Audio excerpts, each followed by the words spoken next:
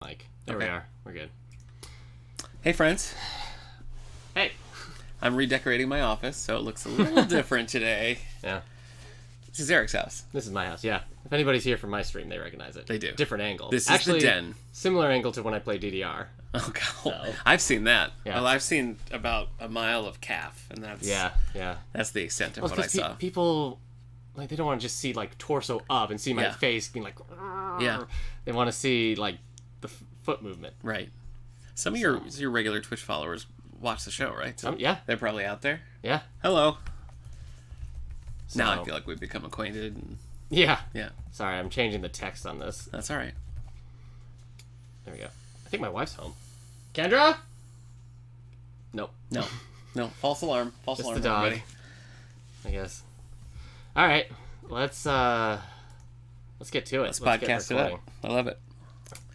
One of the few times we're not doing this when I'm wearing a tie, so yeah, nice. I feel loose. Or broken. Yeah, that's true. When you're here. Yeah, usually when we're here, one of us is sick or full of staples, whatever the case may be. I'm gonna record I'm ready. The podcast. Roll. Oh, hold on, there we go. Welcome to episode 168 of the All the Books Show, recorded at the David A. Howe Public Library. Sometimes. Usually. Where we talk about book news, author news, and literary news, and I'm Eric Mickles. And I'm Nick Gunning. Yeah. And here we are, not at the David A. Howe Public Library, but representing the David A. Howe Public Library. Once again, in my den. Yep. So. Eric's den. Yeah. Which, I only have done several episodes here now. 5 or 6, I feel like, over the course of the show. But as we just were saying, this is the first time where, like, you weren't super sick. I guess you weren't in sick the early during days. We did a Western episode, which I don't remember what it was, but before that we watched the Adam Sandler film, The Ridiculous Six. Now, I wasn't sick before we started that movie, but afterwards... Yeah, no, I was sick. I was not feeling well, so... I was in the living room. That's good, that's good. Well, we're going to be talking some video games today, folks. If you've been over to the youth services section lately, you'll know that we've been expanding our collection a little bit, and Eric's been cultivating a collection of video games and other things that have been pretty popular, I think. I mean, whenever I'm over there, they're always coming back or checking out. We got somebody donated GameCube and Wii games, so I was like, sure, let's add them. And they have checked out. Yeah. So they checked out like as soon as they went out. Yeah. So we live in a strange time. I guess strange so. Place, I guess so. I mean, I feel nostalgic for even those systems. Yeah. GameCube especially. Yeah. Wii never found its footing, in my opinion. You and me? But no, Wii. The game system Wii. Right there, the name is wrong. No. Wasn't the Wii going to be called like the Dolphin? Wasn't that was the GameCube. GameCube is going to be called the Dolphin. What was Wii's name? I don't know. I think it was always Revolution. Or... Oh, maybe. Yeah. There was some cutesy. But the commercial was funny because they would come to your door and be like, "We want to play with you." Yeah. And it's the Nintendo Wii wants to play with you. Yeah. So I guess that's because funny. It's sentient and it's like, you play with me. Oh. So. Well, let's bottle this magic for when we get to our segment, because we're going to be talking about some retro games. Yeah. Right now, also books. Let's open up the old bookmark. See where we're at, where we've been, what we've been up to. Where we're going. Yeah. Yeah, you know what? What we can learn along the way. Sometimes. Yeah. All right. Well, here's what I've been doing. Okay. I finished Traveler's Rest, which was the last of my Halloween reading, and I have an interesting... Oh, right. This one was scaring you. It was scaring me because it's like... It's not like a jump scare kind of book. It's a scare, and it's sort of like there's just ethereal like dreaminess where like you don't know what's what. You don't know what's real and what's not, and you think things are happening, and then you realize no, they haven't even left, and it's hard to explain. Okay. And I said in my Goodreads review that the bottom line is I don't think at the end of the book they successfully like did it. You know what I mean? I don't think the author like really successfully achieved the goal that was set out in that book. But I enjoyed it the whole way through. You know, I got to the end and I just felt like I don't think that's the resolution that this book really needed, but I still enjoyed the book and I would recommend it. I definitely think it's worth reading, and I'm going to check out his other stuff. So I read that one. That was a great way to cap the Halloween season for me. I like that a lot. Then I read something that I didn't really like, called Never Go Back by Lee Child. This is a Look, you had your warning. I know. With this book, and you still went back. I know. Listen, the book, we have a whole episode on Lee Child, so if you wanna find that, you can go find it. Okay. But this is for the Patroners Book Club. They've been asking to do Jack Reacher, and so I relented, and this was one we had the audiobook for, which people always like, so I settled on this one. It's the most recent movie was based on this book. It's just, like, I keep coming back to Jack Reacher, so obviously there's something that I do like about it. But it just isn't. I think that they try to go for, like, this is like a novel. And it's just not, it's just a quick adventure story wrapped in like a 600-page book. 600 pages? Yeah. Never go back? Yes. Wow. That's what I'm saying. They're huge. These books are huge. And there's just, because he has no ties, because he has like no connection to anything, the story can't ever really progress. It's just kind of like, here he is in this situation, here he is in this situation, which is fine. And I love a lot of book series or TV series that are like that, but not in a 600-page book. You know what I mean? It's like, there's not enough there to merit that. So that was my biggest frustration with that. I will say, the movie, which is Cobie Smulders and Tom Cruise, strips away the romance element, which makes for a much more interesting story, because this was just a cheesy romance. I've heard thoughts that people know too much about Tom Cruise these days, so you can't do romances with him in movies anymore. Really? Because it seems a little creepy with him with just any woman. Do you think that's true? I mean, name the last time he had like a real romantic interest, and even maybe like kissed a woman in a romantic way. Yeah, you're right. Because in The Mummy, he kisses the mummy, but it's like a death kiss. Right, yeah, it's not a good thing. Which I think most people assume is Tom Cruise's normal kiss. Would you say, what's it called? It's not Live, Die, Repeat, but what is that called? Edge of Tomorrow. Edge of Tomorrow. Yeah. Don't he and Emily Blunt have a thing? Kind of. And he kisses her. She kisses him, though. Yeah. Okay. Which doesn't make any sense. So you think it's like a real thing? You think they're really avoiding this? I don't know if it's very real, but I think the evidence supports such a theory. You broke some scandal. So. Finally, I finished Her Royal Spyness. This is by Reese Bowen. This was one that was we pulled out of the hat for the Patron Pick Book Club, where people can just submit whatever they want. I've got this book in. I looked at the cover. I looked at the title and was like, I do not want to read this. It looks dumb. It looks... Does it look like its co-author was a cat? It does. Yeah, it does. It looks like the worst kind of cozy mystery, and that title is so cheesy. But I loved this book. Wow. I really liked it. Yeah. And the thing is, I feel like some publisher somewhere along the way was like, you should call it Her Royal Spyness. And they were like, I guess. Because she's not a spy. She does no spying. She's not addressed as Your Royal Highness. Like, there's no... It doesn't fit with the tone of the book at all. And the tone of the book is actually pretty cool. Georgie is the main character, and she's like a low-level royal. And she's 34th in line. 34th in line for the throne. And her family's kind of fallen on hard times. And so some mystery things happen that she's kind of thrust in, figuring out this mystery, all the while kind of making her own way without, like, servants or any of the things that she would normally have. Would you say... the way she's making it is the only way she knows how? Yeah. Okay. So it's a little fish out of water. It's a little mystery. And, I mean, it does have some quirky, like, cozy-esque aspects to it. But I think it's a much better book than the cover and the title would lead you to believe. So I hope that people will read this book for the book club, because I think it'll be fun to discuss. And it's a series that I'm going to follow. I mean, I really was impressed by it. Cool. And then I'm finally...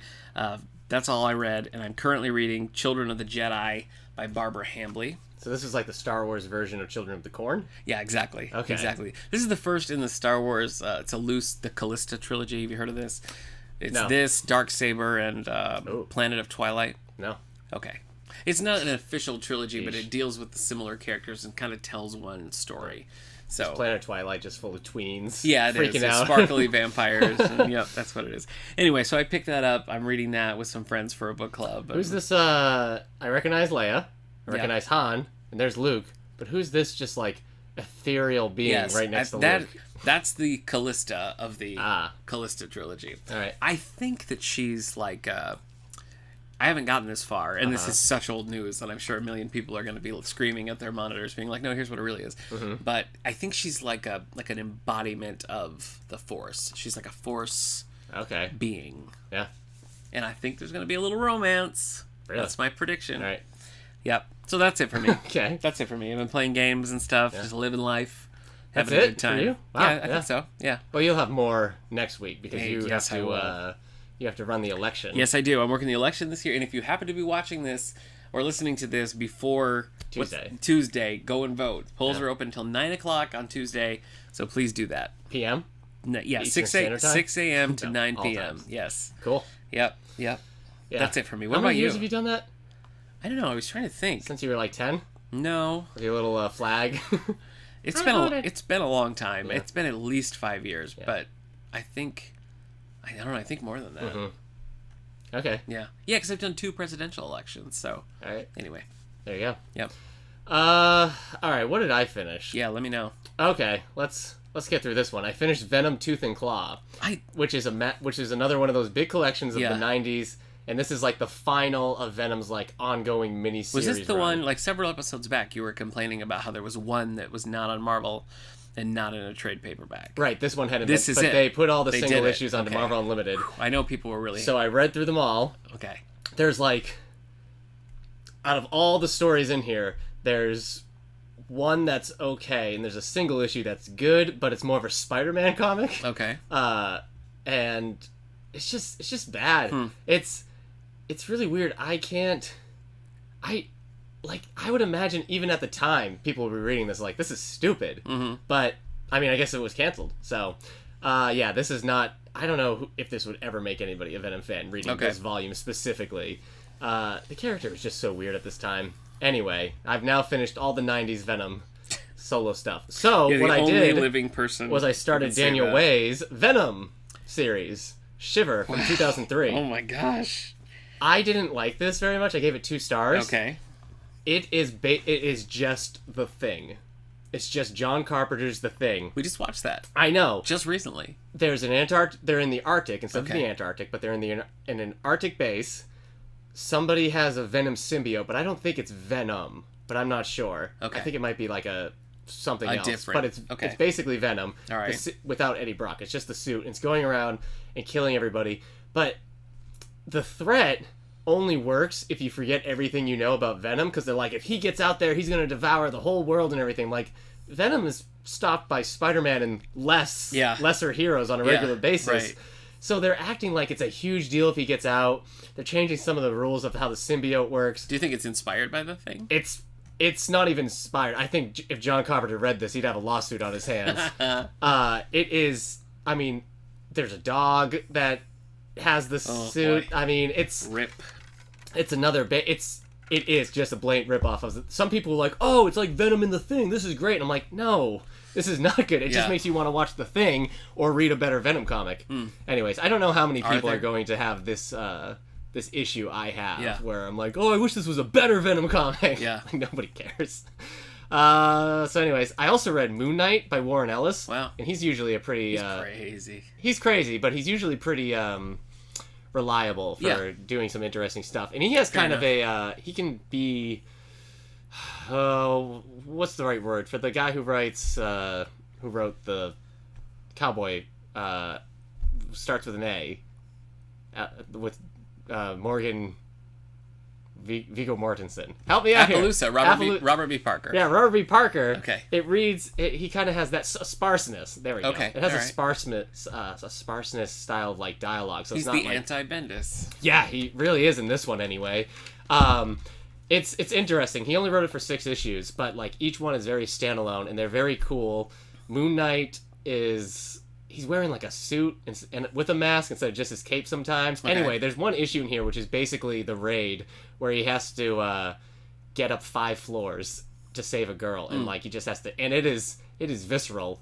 My wife was sitting at the computer editing her podcast, Nostalgia Me This, and even with the headphones, she heard me go, ugh, and she's like, what? And I showed her the image. She's like, oh my gosh. So, but it's cool. There's a lot of fluidity to the artwork and everything. I really liked it. I think you might even maybe like it. Interesting. I don't know. But I've read a good amount of Moon Knight now. I downloaded a few things onto my Nook from my DC app, which is pales in comparison to what you have access to on Marvel.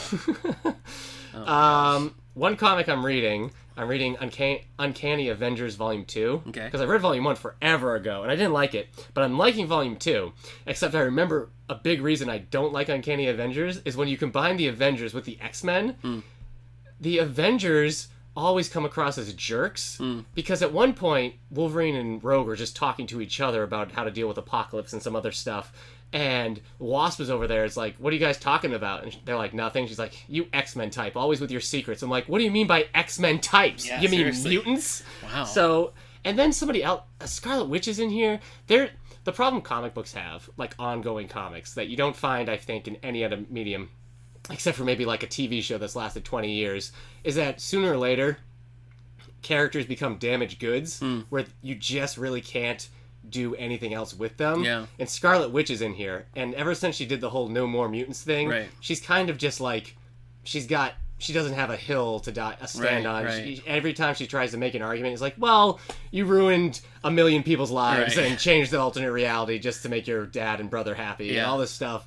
So she's in here and she's yelling at Rogue, and it's like, House no. of M, everyone. Yeah, House if you of want M. to read that series. So, anyways, that's just a problem comic books have in general. Yeah. She's not the only. There are Cyclops is damaged goods at this point. Anyway, I also made progress in Contagion by Aaron Bowman. Oh, the YA. Yeah, it's a YA sci-fi book. Yeah. I don't think you would have to worry about reading this as YA, though. Oh, yeah? I have only identified one character as actually being, like, a teen. She's an intern. I think so, like a college intern. This really feels more like, I guess, like that emergent adult level. Okay. Like, it's not reading like teen sci-fi. Okay. They're on a ship. They're going off to a rescue mission. It reads like the beginning of Alien.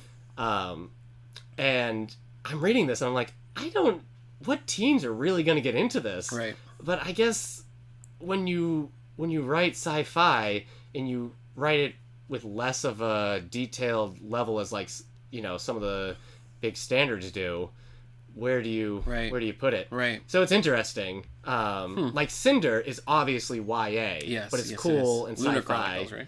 Yeah, but Contagion, yeah, I'm reading it. I'm like, this really does seem like something for an adult. So I don't know. I guess more like a college age. Okay. But anyway, but so far it's fine. That's good. I'm interested in it, but it hasn't Featured gotten on to a Sexy New Book Club episode. That's true. A while back. And I had to wait to read it because it got checked out a few times. Great. So, yeah, no inciting incident has happened, but it's building a creepiness. So, that's it. That's what I've been reading. Good times. So I got some other stuff I got checked out. So yeah, I'm like, well, as we said, I mean, I'm going to be stuck in an election booth all day tomorrow, so I've got a lot of things that I want to try to get through. I've had some things stacking up, which I hate. I hate when that happens. But anyway, let's do some advance notices, folks. So we're gonna switch over to book news, give you a heads up on some of the things that are upcoming. Let me just pull up my list here. So for the last couple of weeks, we've just been doing standard print. We've had kind of a lag in getting our notifications for large print. Now we have them. So I've got two new to large print titles that are going to be coming out in large print in February. So you've got some time here. This is book number 3 of the Bishop Files by Kay Hooper, popular author in the thriller section. This is not one. Not an author that I've read before, but this is the conclusion to the Bishop Files trilogy. So it's a good little 3-book set you can get into if this sounds interesting to you. Tasha Sullivan's world turns upside down when the psychic abilities she had tried so hard to live with in secret suddenly made her a target stalked by unseen enemies. John Brody is by nature, by training, and by instinct a guardian. He's a member of an intricate and secretive network of individuals who have devoted their lives into the deadly struggle of saving psychics in danger of being taken or being killed. It is a war very few other people even know exists, and yet its tentacles stretch deeply and dangerously into every aspect of society. Tasha has abilities not even she is aware of, abilities that the other side would give virtually all they possess to destroy, and if being hunted like an animal were not bad enough, she has to learn how to become a warrior in a battle she did not choose to save people she does not know, and possibly even the very world around her. If John Brody can keep her alive long enough... I did not see that going sci-fi in the way that it did. Yeah. How many tentacles do you think they're really talking here? Do you think they're like legit squid tentacles? Several tentacles, yeah. I said tentacles. The other one that's coming out in large print is Time's Convert. This is by Deborah Harkness. This is part of the All Souls trilogy. This is one that we talked about a couple of times. Time's Kool-Aid. You don't. We talked about this one a couple times when it was coming out in standard, but if you're waiting for the large print, wait no further. Is this one that you wanted to read? No, I mean, I was kind of interested in it because of like the multi-generation thing. But the K. Hooper series that we were talking about first, the Bishop Files, the predecessors are The First Prophet, Deadly Web, and now Final Shadows. So you got Final Shadows, and then you have Times Convert, both coming out in large print in February. Okay. Pretty exciting news. What do you got on the old New York Times bestseller Boy, list? I bet my friend John Grisham's going to be on there, right? It's not an exciting list, let me tell you that. Mainly because everything is still here, but it's all just moved down one. Oh. So when I was getting like the covers together and everything, I just had to change the numbers by one. Except Where the Crawdads Sing is back at number 10. This is the hardcover fiction list for adults on the New York Times bestsellers list. And yeah, number 10 is Where the Crawdads Sing, which was off the top 10 last week. This is a book club book. I don't like Oprah or maybe Reese Witherspoon. I can't remember. I think it's Oprah. Is it? I thought it was too. Let me open this image and nope, Reese's Book Club. Reese's Book Club. Okay. Yep, Reese Witherspoon. She also chose The Lion Game by Ruth Ware. That was another one that she chose. Yep. Well, Reese Witherspoon's book Where the Crawdads Sing by Delilah Owens. In a quiet town in North Carolina coast in 1969, a woman who survived alone in the marsh becomes a murder suspect. I did not think in 1999 we would be reading books because of Reese Witherspoon. No. So I can't really think of a time when that would have been. Yeah, I don't know who this is. I don't know how that happened. But yeah, I don't either. I guess she's a good actress. Yeah. I haven't ever not liked her in anything. Yeah. She just, even now, she still doesn't strike me as like a mover and shaker. No. Like Emma Watson, I kind of get. Yeah. I mean, I get because she's a big influencer. She's always kind of presented herself as kind of being Hermione anyway. Yeah, right. So, but yeah, I don't know what happened there where people like Reese Witherspoon gets it. Well, she's got one out. She's been doing audiobooks. She did really well received readings of To Kill a Mockingbird and Go Set a Watchman. Those kind of made a big splash. Okay. But yeah, I don't know. All of a sudden, like the book club just kind of popped up. And if Sandra Bullock came out with a book club, I'd understand. You'd read it? Well, probably. I mean, but I'd get why people would follow like Sandra Bullock. Okay. I can see. No, I don't think I get that. Really? I guess I'd get if it was like Meryl Streep. Yeah, that I get as well. So but I know what you're saying. Reese Witherspoon is an odd choice. Yeah. I don't know why. Yeah. Well, the ALA has a thing with Sarah Jessica Parker where she's choosing them. That's another one that I wouldn't really. I don't know. I guess I get Sarah Jessica Parker, but maybe because I associate her as like a journalist, even though she just acted as one. Yeah. So I mean, anything that promotes like reading and literacy, anything that makes it exciting. No, I'm for just people saying is great. Yeah. She's a surprising figure to come out of like Legally Blonde. Yeah, right. But I guess Sandra Bullock was in that other movie. And also, you just made up that Sandra Bullock has a book club. That's not she doesn't. That's not a real thing. So, but what if this starts a fire? Yeah, and Sandra this Bullock starts the campaign right now. Yeah, so. Sandy, if you're listening. Yeah. She doesn't like Sandy. She doesn't like that? No. Oh, okay. No. All right. It's I didn't like Speed 2, so... Ooh. I guess. All right. Number 9, Vince Flynn Red War. Mitch rap novel. That you started bobbing your head like you were going to deliver a rap. Like you were trying to find the beat. Yep. All right, so then number 8, The Witch Elm. Oh, yeah. Tana French. Tana French. After Toby Hennessy's retreats to his family's ancestral home, a skull discovered in the backyard exposes his family's past. Do you think it's like a talking skull? It's like, and then your mother went... I guess. It's like, stop it, skull! I'm listening to the skull. Stop it. All right, I'm losing track of the numbers here. 7, Holy Ghost by John Sanford. Virgil Flowers investigates shootings in a Minnesota town following an attempt to revive its ailing economy. The next number. See, I've even got the numbers right here. I'm trying to look up why Reese Witherspoon has a book club, and I see the website, and I still don't understand it, but that's all right. That's all right. Number 6, Ambush by James Patterson, James O'Bourne. Michael Bennett discovers that an assassin is targeting him and his family, making him realize he shouldn't have a family, just like Jack Reacher. Thus, he only owns one pair of underwear. Forget it. He doesn't need any underwear. You didn't have to He's say going to that. go commando. It's an easier lifestyle anyways. You didn't have to say that underwear thing. Okay. Nobody. Number 5, Jody Didn't the have Colts. A Spark of Light. The lives of patients, doctors, and activists intersect when a gunman holds them all hostage in a women's health center in Mississippi. Number 4. What is this? Unsheltered by Barbara Kingsolver. This one you want to read? Yeah, I'm interested in this. I've only read one of hers, but I really enjoyed it. Okay. Prodigal Summer, if you're wondering. Intertwined stories of two families who live in different centuries at the same street corner in Vinland, New Jersey. That seems kind of... gimmicky, but we'll give it a shot. You already knew that, and you already wanted to read it. I know. Number 3, the next person you meet in heaven. Ugh. Yeah. Take a so number. boring. Oh. Jeez. The sequel to The 5 People You Meet in Heaven follows Annie on her heavenly journey. Yeah. I feel like I keep trying to come up with someone ridiculous to meet, and then I come Yeah. up with nothing. Yeah. So it's kind of a bummer. Do Jackie they Kennedy? still make Hallmark movies? Because they might as well just start filming. Yeah. Gary Coleman. Yeah. Cool. Gary Coleman. Yeah.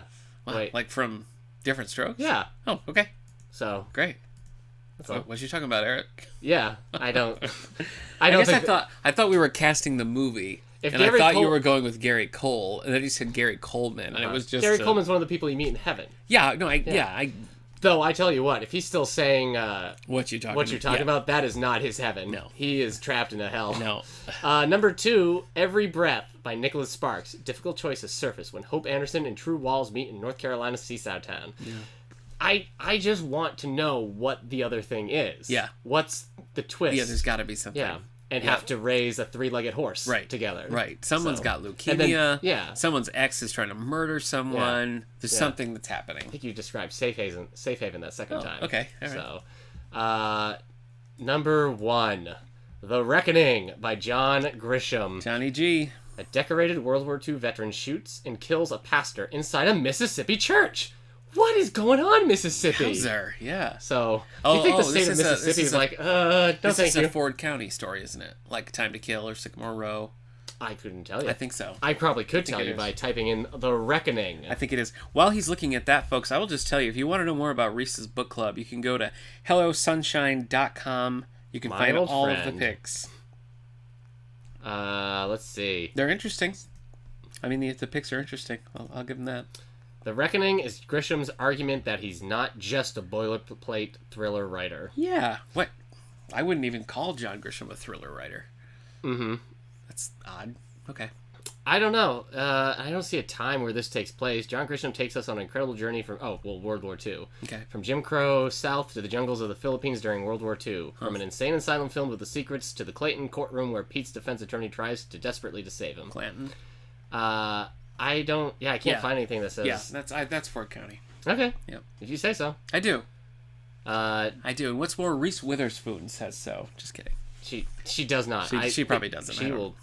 not a lot of great reviews. Oh, there they are. Nope. Bad? Mixed reviews. Well... Mixed at best. Yes. Mm-hmm. Okay. Yes. What? Yeah. I just, I've had mixed reviews for Grish for a while. I know. It's been a bad time for you. Gray Mountain and Camino Island. What about him? You don't like them? In the last, 6 years, those are the only two that I've liked. Oh, those are the ones you did like. Gray Mountain, Camino Island. Mm-hmm. And I think I'm alone on Gray Mountain, too. I don't think people like that book. My wife read it, not a fan. But, it happens. It happens. Are we ready to spotlight some retro video games? Yeah. Okay, well, Eric and I, there's a divide. There's a wall between us. And that is, he's a Super Nintendo man, Mm-hmm. and I'm a Sega Genesis man. Yeah. So we're gonna be talking a little bit about those today, because I never played a Super Nintendo, not really, and you don't have much experience on Sega. No. And not too so we gotta fill each other in. And first of all, I want to know, Eric attended a retro gaming conference in Syracuse, and I want to hear about it. I guess when you put conference at the end of it, it sounds like I went there. It's like, oh yeah. So I can attract more people with. Yeah. No. Yeah. It was a convention. Yeah, sorry, a convention. Yeah. A convention. So though there were panels. yeah, see, conference. There you go. Was Dr. Mario there himself? No. Oh. But the voice of Mario was there. That's right. And Oh, okay. So I met him. Yeah, all right. Got a video recorded with him. I saw the pictures. video. Yeah, So we'll put that on the Twitter. he sounds just like Mario normally, but you can tell when he's doing the Mario voice. Like when he's talking, he's just like, "Okay, you're next up." Yeah, he comes up when we're taking the picture. Yeah. And he's like, "Okay, boys, let's do this." And he kind of sounds like Mario, but then he goes, "First picture, victory." He's like, "Ha ha!" And his voice goes up a little bit. He's like, "All right, second picture, break the box." Like, "Wahoo!" And so he just flows into it. Like, but even just his normal speaking voice is Mario-esque. is Mario-esque. It gets a little higher when he's Mario. Okay. Well, I So- think the voice of Sonic the Hedgehog was Urkel. Yeah. For a long time. For a while, yeah. Jaleel White. But yeah, I mean, it's basically a vendor, like a vendor location. Okay. Lots of vendors selling video games from everything. Downstairs they had like this cool, they called it a tournament room, but it really felt like a museum because like all these computers just lined everything around, and they all had like some text games, Oregon Trail, Nice. the original Doom, and it kind of just went from like very early video games up, and they had like those small CRT like tube televisions playing like Halo, and I'm like, oh, I played Halo on a TV that small, and then I was like, oh geez, Halo was a long time ago. Yeah. Yeah, so it was fun. They Nice. had a band. They had some bands playing. Yeah, you could buy lots of stuff. Did you learn anything interesting, new, exciting? I learned that the retro game market is a crazy economy. Hot and happening. If you want to buy, you made some connections too. Some folks we might get down to the library. Yeah. For some classes. Oh, that's true. Things. Yeah, they did have a few crafts. I got a Moogle. A Moogle's from Final Fantasy. I believe you. But it was a custom like plush. That's cool. So they did have some art vendors and everything, some Nice. artwork and whatnot, and that was cool. But yeah, I learned that if you have GameCube games, you got $60 in your pocket right Guess there. what, brother? You've got a lot. I've got a lot of GameCube Yeah. games. You have I love GameCube. $200. No, I guess so. It is kind of ridiculous. I'm sitting on a gold mine. Didn't even know it. Yeah. But yeah, like some people were selling just empty boxes. Like this is the original Super Nintendo box for Donkey Kong Country with the booklet, no game. Wow. $60. Wow. And it's just because some people just want, some collectors just need it. They have the game, but they don't have the box. And it's insane. Wow. So it's interesting though. Yeah, I guess so. Yeah.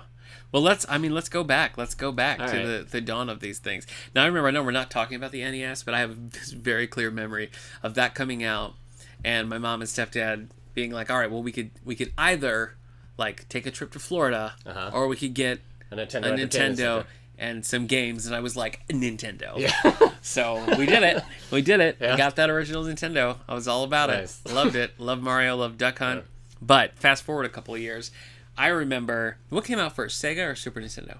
The Genesis. Okay. Did you have an NES? Yeah. You had the original. Yeah. Okay. Most of my very early memories revolve around an NES. Okay. And like the first Mario. Were you interested in the Sega, or you just didn't care about it at all? I mean, when Genesis came out, we must have still... We either had the NES, or I mean, I just didn't know about this stuff. I mean, the day my mom and dad put a Game Boy in my hands, I was like, okay, I guess I have a Game Boy now, and I guess a Game Boy is the thing that I know about now. Because like, in 1990, I was 4. Yeah. So like, they probably gave me a Game Boy when I was like 4 or 5. Wow. So like, I didn't know. Right. I don't know when I mean, the first time I saw Genesis was over at my uncle's house when they were babysitting, and it was just Sonic, and I don't think I totally interpreted this is different. I was very aware. So wait, when did Genesis come out? Oh boy. All right. Sorry, I didn't mean to put you on the spot. Anyway, I read the book. I remember very clearly hearing about Sega coming out and seeing like in Target or wherever like the displays of this is coming, this is soon. Yeah. And I remember because the original big deal. Nintendo was 8-bit. Yeah. Sega was what, 16, right? Or is it 32? 16-bit. Okay. So yeah, the Mega Drive or Sega Genesis. So excited about this, and so I was saving up my money, and I remember my grandpa being like, "You sure you don't want to just buy more Nintendo games?" And at the time, Sega just seemed like 1989. Okay, it just seemed so like cool. You know what I mean? It just seemed like that was it seemed so hip. Because you take like Mario, and I love Mario, and I'm not trashing Mario, your friend Mario. Yeah, I met him. Yeah, my friend. But like, if you look at the old Mario and you look at like 90s Sonic, I mean, look at this guy. Look at Sonic the Hedgehog. Yeah. He's great. Listen, man. I just thought it was the coolest thing, and I remember unboxing it, getting that sucker out, loved it. If Console Wars is all about them like launching the Sega Genesis in America, and just all the like, everything you're saying was 100%.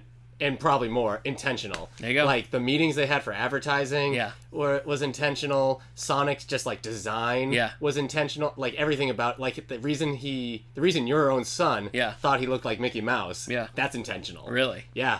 I have so if you're just listening on the audio, I brought along with me my 1993 Sonic the Hedgehog stuffed animal that I've had since childhood. Yeah. And I got it out to show my son, and he loved it. It was like, wow, it's Super Mickey. Yeah, he didn't know. Which is, it's pretty accurate. It was at that moment that I realized I failed him as a parent because he didn't know who Sonic the Hedgehog was. But. Yeah, I mean, they had the catchphrases like Sega does what Nintendo don't. Nice. So that pretty good. Yeah. I have no memory of the Super Nintendo. Yeah. I don't remember it coming out. I don't remember. I'm all Super Nintendo. Okay, well, tell me about it. Well, I mean, we didn't. I don't know what year we got it. We would have gotten it in like '92, Okay. I think. That seems right. Like Christmas 1992. That seems very right. Okay. Yeah. It's rough because I got Jurassic Park sheets, so I'm trying to like, but I don't think the Yes. movie was out yet. Okay. So anyway, or maybe it was. Anyway, we got it at Christmas. Yeah. Christmas '93. Okay. There we go. Anyway, we got it Christmas '93, and it came with Super Mario World in it, and that was also another thing where like I opened it up and like I guess I made a Christmas list or I didn't. Yeah. But I had no clue the Super Nintendo existed. Right. So, like, opening up, I'm like, cool, a Super Nintendo's a Okay, thing. so this wasn't a thing you, like, anticipated or No. anything? Oh, It was okay. just, my mom got it. I mean, we had an NES for a long time, and then it broke. But I had played all 3 Marios. My mom had played Zelda. I had played Tiny Toons on Oh, the yeah. NES. There were a bunch of NES games that I enjoyed. But when we got the Super Nintendo, I was also probably then, like, 6 or something. So, Okay. older. And that you could save progress and everything. But... yeah, opening it up, I'm like, what is this? Because on the back, it had, like, the pictures of all the games you could get. But it came with Super Mario World, which was just like, there it is. This, it's a brand new Mario game with a dinosaur. A lot more dinosaurs in Super Mario World. See, I didn't So really was a play big that deal for until, me. like, college. We had an SNES emulator, and I played some of that. Mm-hmm. But it's a whole, like, gap that I have. Like, Yeah. like a PS1. I've, Okay. like, hardly ever played anything on either of those systems. Right. So, it's just kind of weird. Yeah. But yeah, I mean, I think graphically, it's not as impressive as I think the color palettes were different. Yeah. So It always seemed more muted to me. yeah, Whereas Sega and Sonic and everything is very yeah, bright. it came out after blues and greens. When did it come into America? 91. Okay. So it's 16-bit, but yeah, it had a different color palette. Yeah. And I think your Genesis had a different sound chip that had more of a bass. Yeah. So Genesis had different music. I mean, it was different technology and stuff. They were technically the same level, but Genesis had a different look than Super Nintendo. Yeah, definitely. So a lot. I almost feel like chaotic. Like the graphics always felt more chaotic on a Genesis. Genesis Yeah. than on a Super Nintendo. Yeah, that's true. So, but I think that was the appeal. Yeah. So anyway, I loved it. I loved Yeah. the controller. I mean, I loved everything about it. If you had to choose, if you had to say, like, this is the greatest Super Nintendo game. I could tell you what the greatest game of all time is. Okay, It's what The is it? Legend of Zelda: Link to the Past Okay. on the Super Nintendo. Okay. I mean, that is absolutely my favorite. Probably my favorite game of all time. But also, like, one of the best games on the Super Nintendo. I have never in my life played A Zelda any game. kind of Zelda game. No, this one's good, and what's great about it is the Super Nintendo. A little bit. Genesis still looks good. I feel like some games on the Super Nintendo have aged a little better, probably because of that, like, chaotic. Like, you look at Link to the Past, the Zelda game for the Super Nintendo now, and it still looks gorgeous. And I think some early Genesis games don't. That's probably true. I mean, they were figuring it out. The marquee games, like the Sonic series, especially I'd say Sonic and Knuckles had like a great. Yeah, they all look look to good. it, Yeah, which is really neat. Um, For me, Sega. I mean, if I had to name the greatest Sega game, and I do, Yeah. for the purpose of this podcast, do you know what I'm going to say? is it Sonic 2? It's not. Is it Dolphin? It is Cool Spot. It's Cool Spot. Cool Spot. All right, so Based this off of the very the 7-Up. The 7-Up Yeah. Cool Spot Yeah. with the sunglasses. Yeah. I mean, it is just an amazing game. I can't remember in the 7-Up commercials with the Spot came out of Yeah, the, he had sunglasses. yeah and but everything. he would pop off the sticker, Yeah. grab his own 7-Up, Yeah. and then give us a thumbs up Yeah. or something. Have you ever played Cool Spot? Mm-hmm. I mean, I played Cool Spot over. I had I had a Super Nintendo. Yeah. But everyone else I knew had a Genesis. Okay. And I never there was never this desire for me to have a Genesis instead of a Super Nintendo. But it was always kind of interesting. Oh, you have a Genesis as well. Yeah. So yes, I knew somebody who had Cool Spot. I remember watching it being played. I'm like, this is strange, but cool. It is very strange. I mean, you're just the Spot, and you basically red spot. you shoot out Fizz. You shoot out Fizz and get things. It sounds so stupid, but I'm telling you, you're not the only one who loves this, man. it is just the levels are so crazy and inventive, and the things you have to do. I've heard some epic remixes of the soundtrack as well. So Oh yeah, like the music. The music's great. The look is great. I mean, that game, I think it's a lot of great games on the Sega, but I think Cool Spot. If that suddenly just like Do you came still have out Cool today, Spot? yeah. Because you said you have all the games you've ever had. Oh yeah, right? yeah. So Yeah, there you go. I still have Cool Spot. My Sega doesn't work anymore though. I need to get like one of the new ones so I should've can gone do to the it. RetroCon. I guess I should have. Yeah. But yeah, Cool Spot. Cool Spot's great. Cool Spot's great. What else is in your top for Super Nintendo? All right, so on the list, right below Zelda. I mean, I already said Super Mario World. So that one's like that's one of my favorite like platformers of all time, like that. But I'll say Final Fantasy 3/6. Okay. Because it was 3 over here, but it's Final Fantasy 6. I see. I don't need to explain the numbering right now. I would like to. But know. if you had it, they just Final Fantasy 1 was on the NES, but they didn't send over 2 and 3 because they thought they were too hard. Like Mario Lost Levels. Yeah, so they didn't come over here. But then the Super Nintendo came out, and they sent over Final Fantasy 4, but to not confuse people, they called it 2, and then they skipped 5, and then with 6, they sent it over and called it 3. Wow. So, but anyway, that is confusing. On the Super Nintendo, it's called Final Fantasy 3, but it's an RPG, it's a role-playing game. Okay. It's turn-based and everything, but the story is one of like my favorite stories and everything. It has some of my favorite characters in like anything that I read, and this was probably my first introduction to steampunk. Okay. So like, I feel like I've been chasing this level, these like type of characters, and this coolness of steampunk and fantasy, and I just haven't found it in anything else. It's really cool. The villain in it is very much the Joker. Okay. He's just like an agent of chaos, but Okay. he just sinks his teeth into the role. He just loves doing what he's doing. Okay. So like he just poisons a whole water supply of a whole town just to do it, and Wow. he's just laughing as he does it. Yikes, that and, sounds like the Joker, yeah. But then it's very sad because you end up having there's a character in there whose wife and son die, and later on you're traveling through these woods and you find a ghost train, and the train is leaving, and you realize the wife and son are on the train and they're waving, and he's chasing the train down, and it's just very sad. Yikes. Man, it's so good. Yeah, I guess so. Graphics are great. The music is probably one of my favorite soundtracks of all time. Wow. So, yeah. It And I didn't play sounds pretty this good. until I was 14. Oh, really? So, like, I already had a Nintendo 64. Yeah. And then I found this. I don't know how my mom decided to pay $60 for this, because Yeah. this was... Anyway. Wow. There you go. Okay.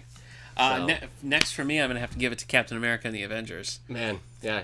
What's one of your favorite lines in Captain America for anybody who's listening? My wife hates when I do the lines, but every time there would always be like there was basically one voice. Like the characters didn't have different voices. That way you could play as Vision, Iron Man, Hawkeye, or Captain America. Right. And so anybody would say anything, but they would say a lot of like there'd be these little power ups where Wonder Man would come and he would just like throw you a power up and they'd go, "Thank you, Wonder Man." Right. And in the flying levels, Wasp would come up, same thing. "Thank you, Wasp." Like they don't. It doesn't. Yeah. But So I funny. mean, I'm telling you what, this was a You have to be cold-hearted if you don't enjoy the... yeah, if you don't, I don't know why you wouldn't. But you can play as all four Avengers, and you can jump in and jump out any time. So Right. like I'd be playing and my friend would come over and be like, "Hurry up against Red Skull," Right. It took me forever to beat this game, but I remember this is like the first game that I really have a very clear memory of like seeing all the way through, because remember, this is not an era where you can save. Not everything, yeah. Yeah, Some I mean, of them this could, but was yeah. not this one. This was like you had to start to finish Yeah. it, and I remember so clearly like doing it, and it Yeah. was very scary because Yeah. it was just me. Did this not even have like a password system? No, Because that was the thing. no, you had to fight. You had to fight Red Skull, and then you had to fight like Mecha Red Skull, who was like huge. Yeah. So yeah, Captain America and the Avengers. I always played as Hawkeye. Ha! Yeah. That's funny. Yep. I guess. Yeah. Why? I don't know. Okay. I don't know. It was a simpler time. Yeah. Here's a game that I got as a kid that's also just like, I don't even know why my mom got it in the first place. I don't know who was getting me these games Okay. and everything, but one day I had Street Fighter 2 in my house. Oh. Yeah. and- are we talking Super or just regular? Just Street Fighter 2 Okay. for the Super Nintendo. And like I hadn't played a fighting game. Yeah. But here it was on it, so I was like, sure, I'll play this. I mean, maybe we rented it first and then we bought it. Now you're making me think of all the games that I didn't give you to put on the list that I Sorry, wish I man. would have.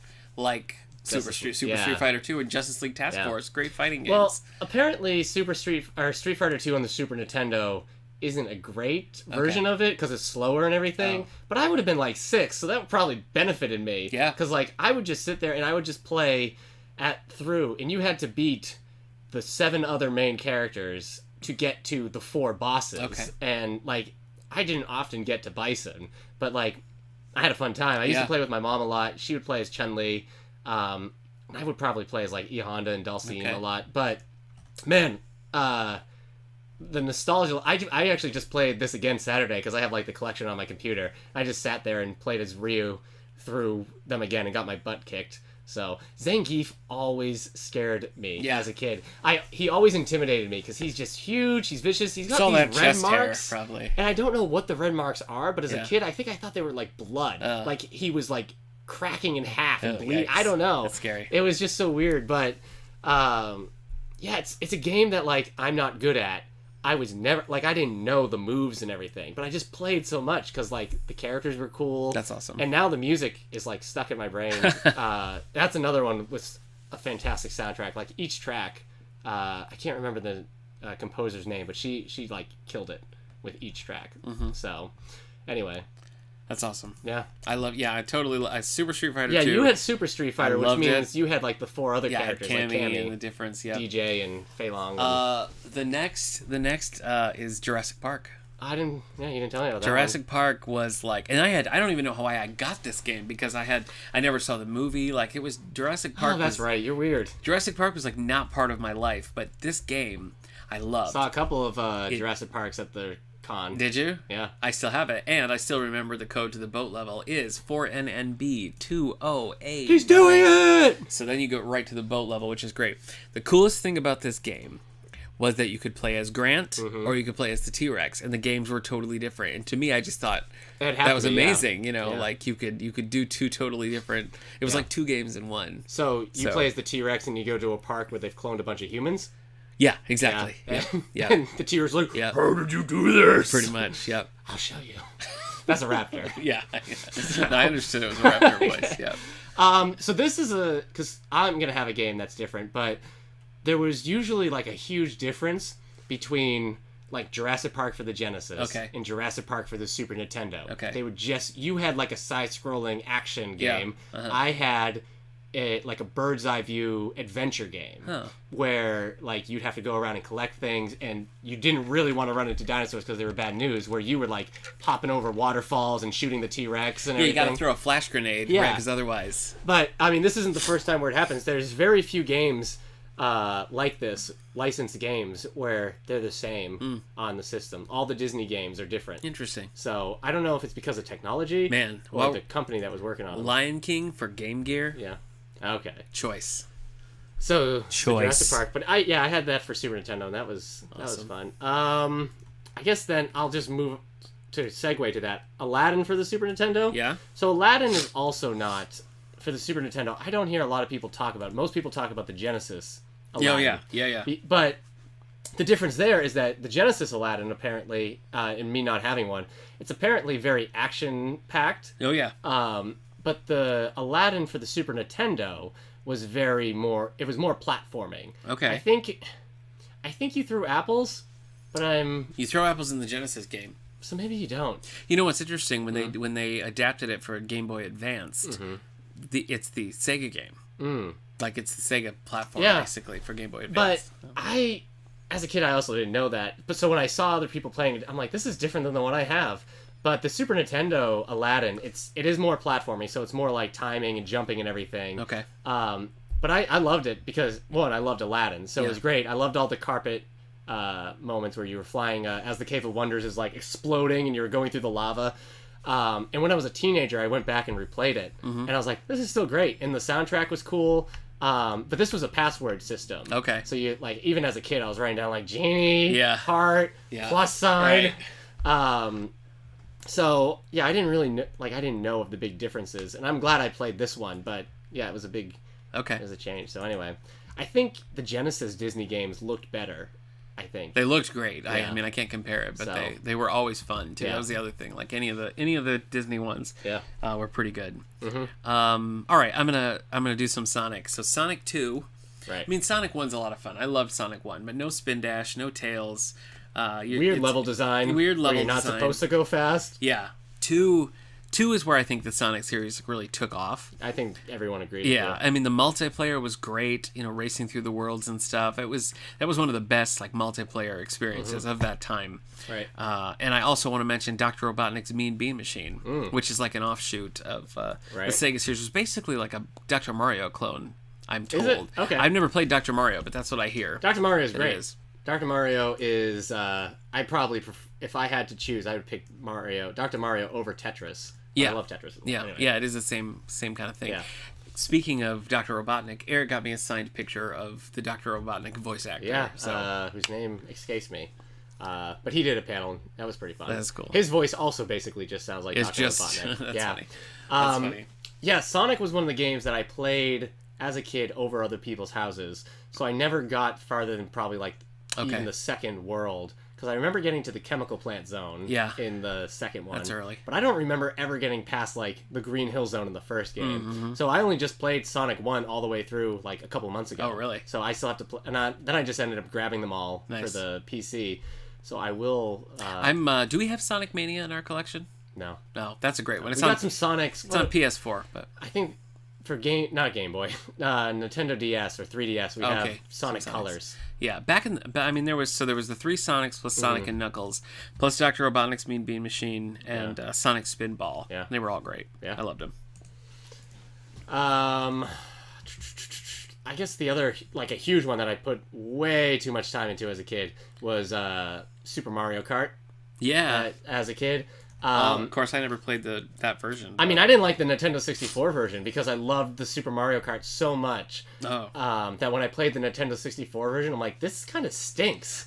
And Didn't live up I'm not to the only it. one who feels that way, but it's not like the popular opinion. Okay. But man, I played the heck out of Super Mario Kart. That's another... Super Nintendo was probably like...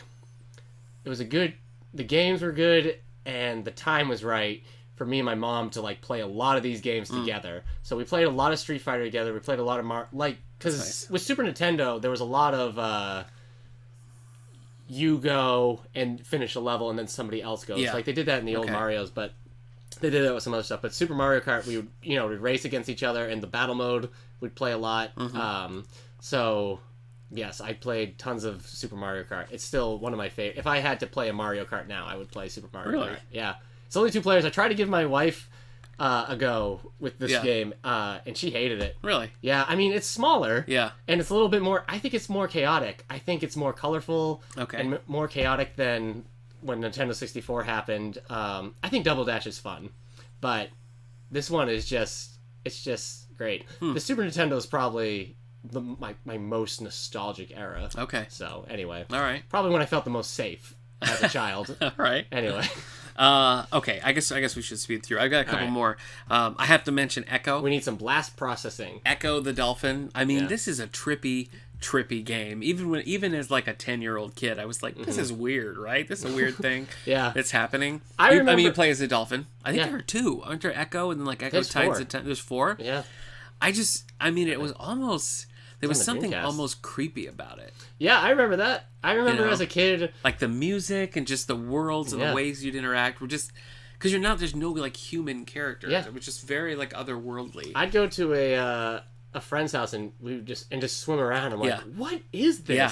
Is there a level here? Yeah. I would just swim and not know what I was doing, but I also was thinking like, is this real? Is this a real video of a dolphin?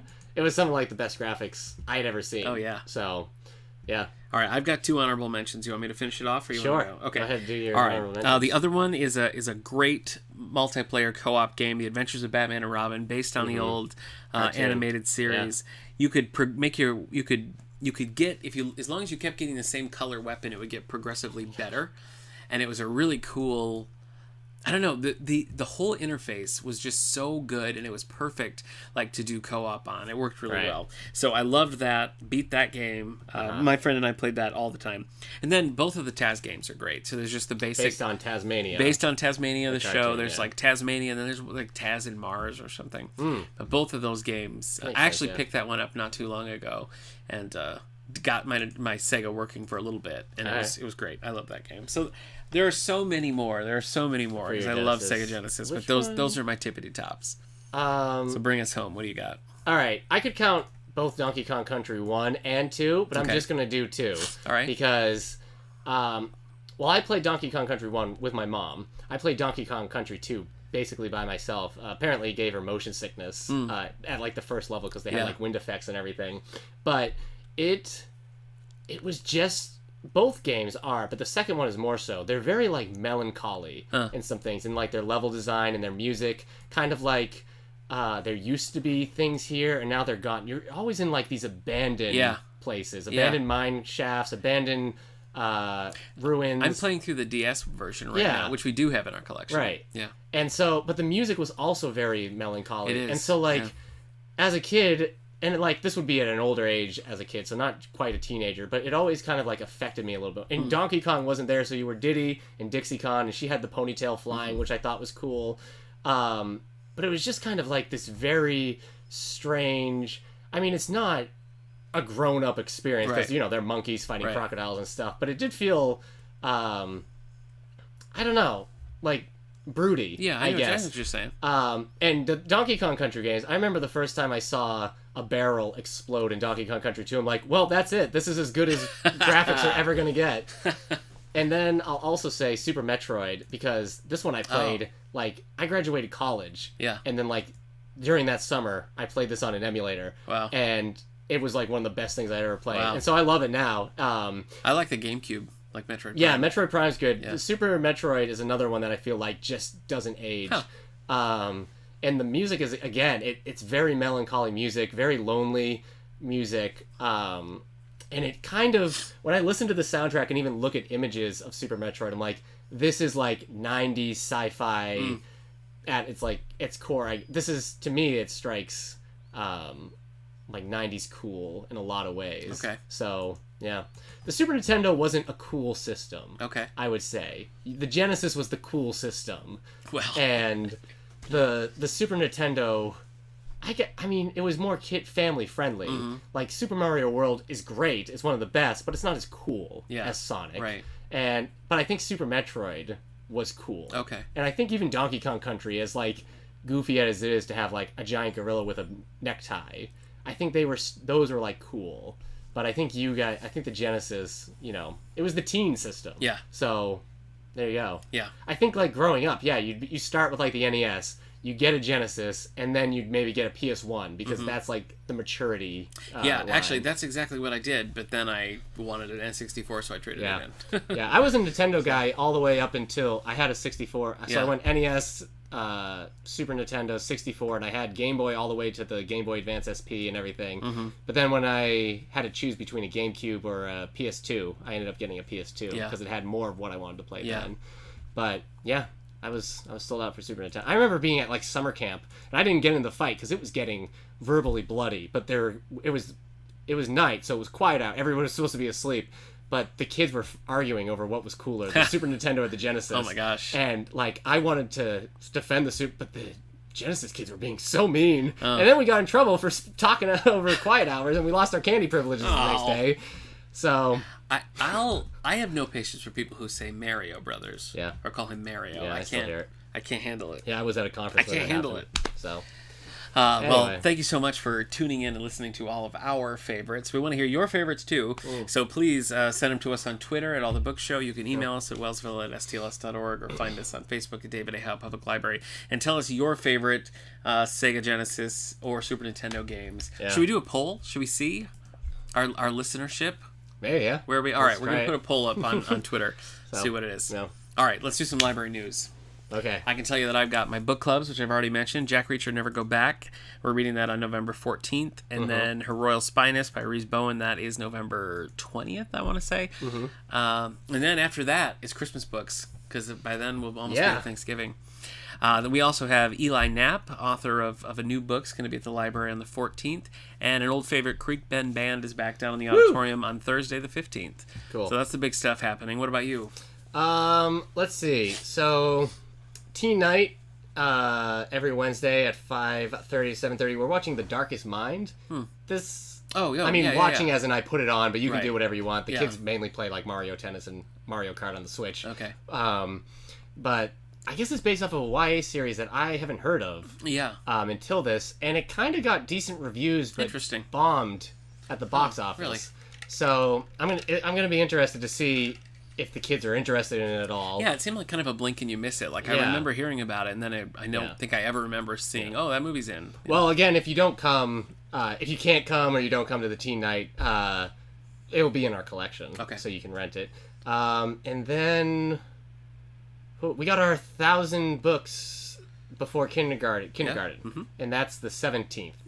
That's like a kickoff party. Yeah. So the program is basically encouraging and trying to help parents facilitate it so they can read 1,000 books to their kids before kindergarten. We try to make it as easy as possible, but it's great for honing literacy skills and just giving kids a better vocabulary so they're more able to articulate as they learn. So I'm really excited about the program. I think it's gonna be great. And then I mean we're at Thanksgiving then, so that means we're almost getting up time for the Nutcracker as well. So this is gonna be a busy 2 months. That's true.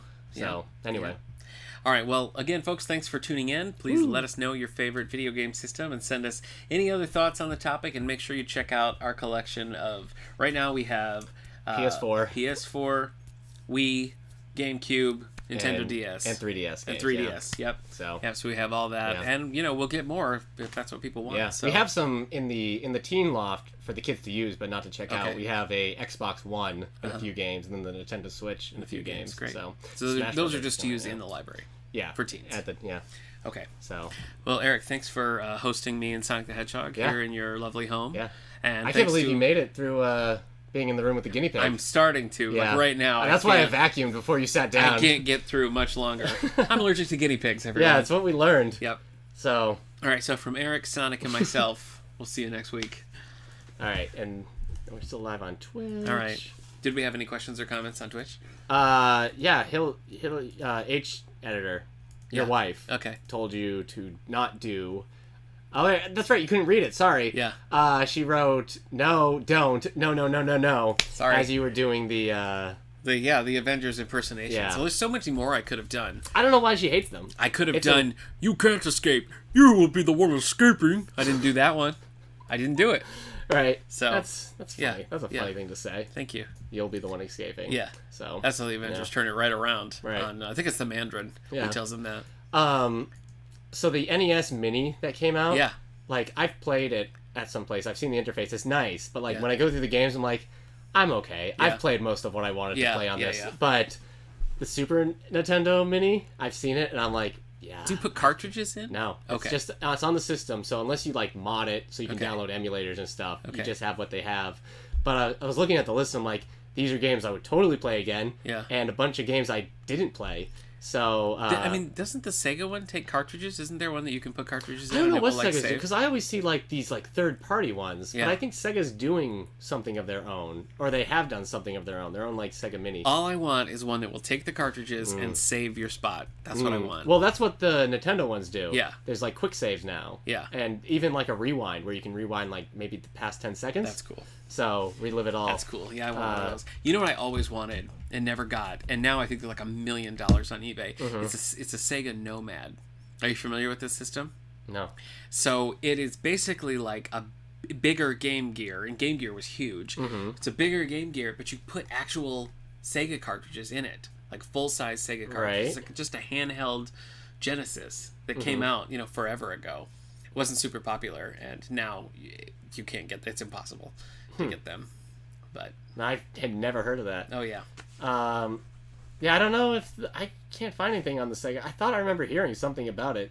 I've seen them like in Target and stuff. There's a couple different options, but they're always So I think they do take cartridges. I just couldn't tell if they saved. You have an Xbox or a PS4. You can buy the Sega Mega Collection now. Can you? Yeah.